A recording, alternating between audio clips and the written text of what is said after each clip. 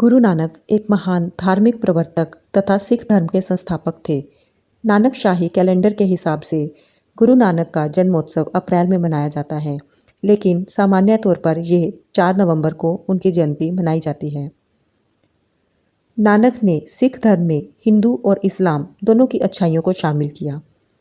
हालांकि सिख धर्म हिंदू और इस्लाम का महज संकलन नहीं है।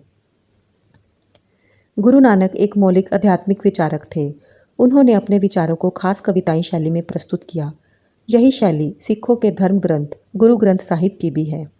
गुरु नानक के जीवन के बारे में बहुत कुछ लोगों को पता नहीं है। हालांकि सिख परंपराओं तथा जनसखियों में उनके बारे में काफ़ी जानकारियां हैं। गुरु नानक जी के अहम उपदेश भी हम तक जनसखियों के थ्रू ही पहुँचे हैं। बालक नानक का जन्म 1469 में लाहौर में 64 किलोमीटर दूर हुआ। सिख परंपराओं में ये भी बताया जाता है कि नानक के जन्म और शुरुआती साल कई मायनों में खास रहे। कहा जाता है कि ईश्वर ने नानक को कुछ अलग करने के लिए प्रेरित किया था। नानक का जन्म एक हिंदू परिवार में हुआ, लेकिन उन्होंने जल्द ही इस्लाम और व्यापक रूप से हिंदू धर्म का अध्ययन करना शुरू कर दिया।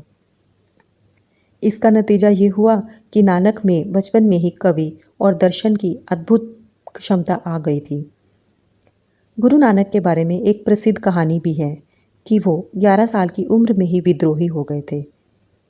उस उम्र में हिंदू लड़के पवित्र जनेऊ पहनना शुरू करते हैं, लेकिन गुरु नानक ने इसे पहनने से इनकार कर दिया था। उन्होंने कहा कि लोगों को जनेऊ पहनने के मुकाबले अपने व्यक्तित्व गुणों को बढ़ाना चाहिए। नानक ने एक विद्रोही आध्यात्मिक लाइन को खींचना जारी रखा। उन्होंने स्थानीय साधुओं और मौलवियों पर सवाल करना शुरू कर दिया। वो समान रूप से हिंदू और मुसलमानों पर सवाल खड़ा करते रहे।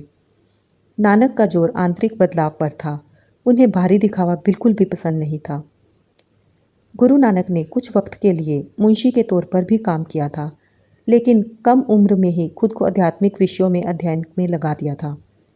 नानक आध्यात्मिक अनुभव से काफ़ी प्रभावित थे और वो प्रकृति में ही ईश्वर की तलाश करते थे। नानक का ये भी कहना था कि चिंतन के जरिए ही अध्यात्म के पथ पर चला जा सकता है।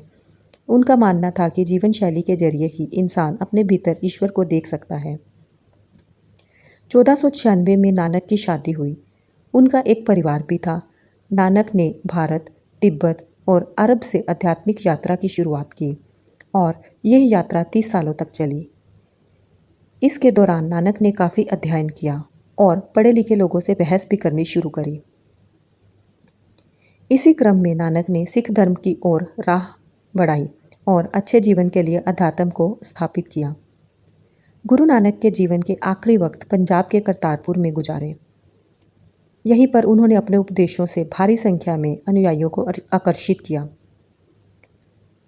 गुरु नानक का सबसे पहला और अहम संदेश ये था कि ईश्वर एक है और हर इंसान ईश्वर तक सीधे पहुंच सकता है।